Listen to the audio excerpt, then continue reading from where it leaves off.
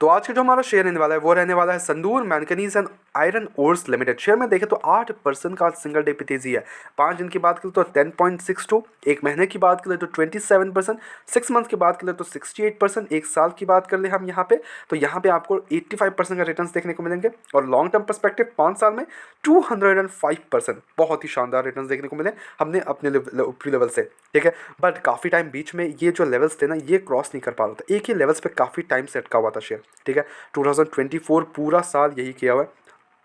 2025 में no doubt in this बहुत ही शानदार रिटर्न्स बना के दिए हमने कंपनी ने हमें। ठीक है, no doubt in this, but at the same time अगर कुछ फंडामेंटल्स हम चेकआउट करें, बिकॉज देखो शेयर ऑल टाइम हाई पे है, no doubt in this all time high के आसपास बैठा है। ओके, तो चीज़ें हम समझते हैं यहाँ पे क्या हम इस लेवल्स पे भी उठा सकते हैं, एंड अगर उठाना भी तो कब कब उठाएंगे हम, ओके वो भी समझेंगे। एट द सेम टाइम हम ये भी समझेंगे कि अब इसके टारगेट्स वगैरह क्या रहने वाले हैं आगे के लिए, क्या हम इसको लॉन्ग टर्म पर्सपेक्टिव से होल्ड कर सकते हैं, वो भी समझेंगे फॉर 2026।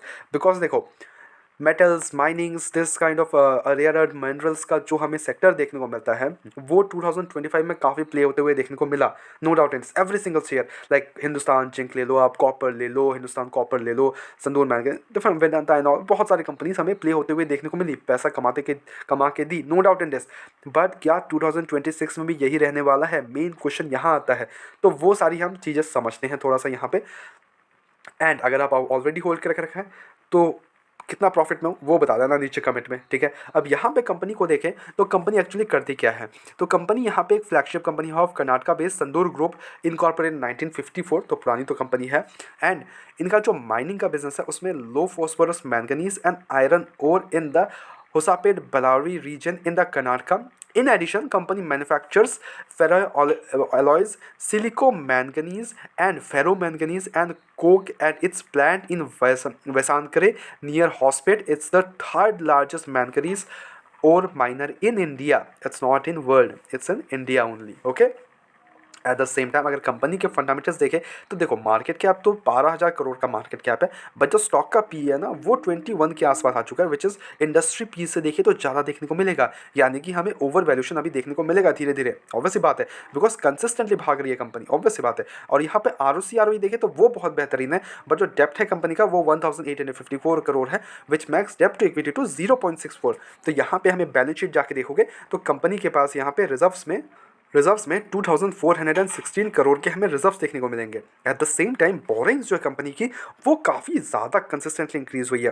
लाइक पहले इनके पास 0 करोड़ का बोरिंग्स एंड ऑल था, उसके बाद suddenly 206 crore, then 133 crore, then direct 1890 crore का बोरिंग्स हो चुका है। तो ये एक कंसर्निंग फैक्टर है, इन्होंने अपना जो बोरिंग्स है डेप्ट वगैरह, तो डेप्ट काफ़ी ज़्यादा इंक्रीज हो गया इनका, तो ये इस पर ध्यान रखना चाहिए आपको एज एन इन्वेस्टर। अब यहाँ पे हम आ जाते हैं जो उनका ऑपरेटिंग मार्जिन है वो डबल डिजिट में है, 24% grade, profit growth 17% grade, PG ratio negative है एंड पेट्रोस उसको 5 के अराउंड है, ओवर वैल्यूशन ऑब्वियसली। अब यहाँ पे क्वार्टर रिजल्ट्स अगर देखें तो this is the most important part here, because why I am saying this, because sales अगर देखें 2025 के इनके तो वो बेहतरीन इंक्रीज हुआ है। ठीक है, अगर सितंबर 2024 हम कंपेयर करें ईयर टू ईयर बेसिस पे तो 260 करोड़ से डायरेक्ट 1232 करोड़ का सेल्स होते हुए देखने को मिल रहा है।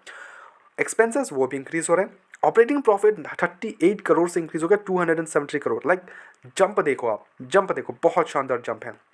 नेट प्रॉफिट 32 करोड़ से 139 करोड़ हो गया है, बहुत ही बेहतरीन जंप। अर्निंग पर शेयर 0.66 से 2.85, बहुत ही बेहतरीन जंप। तो हर एक पर्सपेक्टिव से देखें तो कंपनी के results are actually good.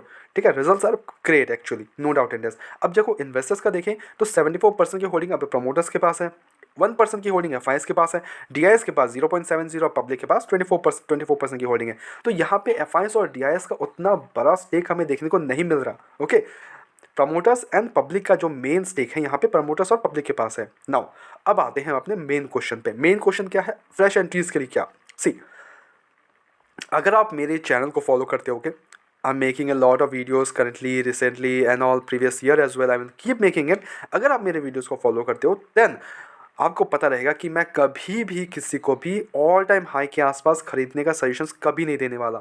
Okay, तो सिंपल सी बात है, इतने ऑल टाइम हाई में मैं कभी नहीं बताऊंगा कि आप जाकर इस लेवल्स पे जाके fresh entry low, not at all.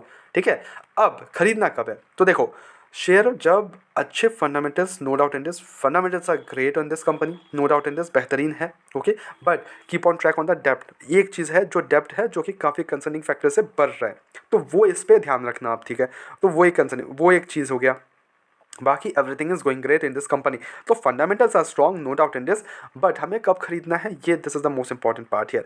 हमें इसको खरीदना है जब ये शेयर अभी, जब हमें करेक्शन दिखाएगा, और करेक्शन आएगा ही आएगा, आएगा ही आएगा, no doubt in this, because correction होना काफ़ी लाजमी, कोई भी शेयर हमेशा ऊपर नहीं रह सकता, वो कभी ना कभी हमें नीचे का लेवल्स दिखाई देगा और दिखाएगा ही, ठीक है। तो यहाँ पे जब दिखाएगा नीचे का लेवल्स, तब आप जाकर यहाँ पे फ्रेश एंट्री करना as a fresh entries, okay. अब आप मेटल एंड माइनिंग में अगर आप हो, अगर आप माइनिंग इंडस्ट्री मतलब माइनिंग में सेक्टर को आप ट्रैक करते हो, देन आप इसको ट्रैक करने के लिए आप इसको अलर्ट सर्च कर सकते हो, या फिर 200 के करीब आप यहाँ पे फ्रेश एंट्रीज ले सकते हो, and for a long duration के लिए, ठीक है। एंड अगर आप ऑलरेडी इन्वेस्टेड हो तो देखो, प्रॉफिट बुकिंग है, ये सब चलते रहता है, प्रॉफिट बुकिंग करना थोड़ा बहुत कर सकते हो आप, ओके। आप इतना कर सकते हो कि जितना आपको प्रॉफिट हो रहा है उतना माल बेच के आप अपना प्रॉफिट का प्रॉफिट छोड़ दो, बाकी जो होगा देखते रहेंगे, और जो अपना मूल लगाए हुआ आप उसको निकाल के किसी और को, किसी और शेयर को पकड़ सकते हो, वहाँ भी प्रॉफिट एंजॉय करो, तो ये कर सकते हो। अदरवाइज अगर आपको एक लॉन्ग टर्म पर्सपेक्टिव से, तब फिर आराम से बैठो, बिकॉज इसमें बेचने का अगर अभी के लिए तो ऐसा कुछ भी मन नहीं बनाता, बिकॉज बुलिश तो है इस सेक्टर, माइनिंग सेक्टर हो गया, ये सारे सेक्टर्स अभी बुलिश है। Eight the same time longer perspective से भी इसको ठीक ही लग रहा है, इसमें कोई इशूज़ नहीं है, ठीक है। बट यहाँ पे मेरी तरफ से कोई भी बाय एंड सेल कमीशन बिल्कुल भी नहीं है, तो please don't take as buy and sell commission, take it as a suggestion. अपने एजुकेशन पर्पस के तौर पे वीडियो को लो, go ahead do your own research as well, and then make the investments. Blindly किसी पे विश्वास कर इन्वेस्टमेंट्स ना करें। ऐसे रेगुलर अपडेट्स के लिए चैनल को सब्सक्राइब करो, वीडियो को लाइक करो, मिलते हैं नेक्स्ट वीडियोस में।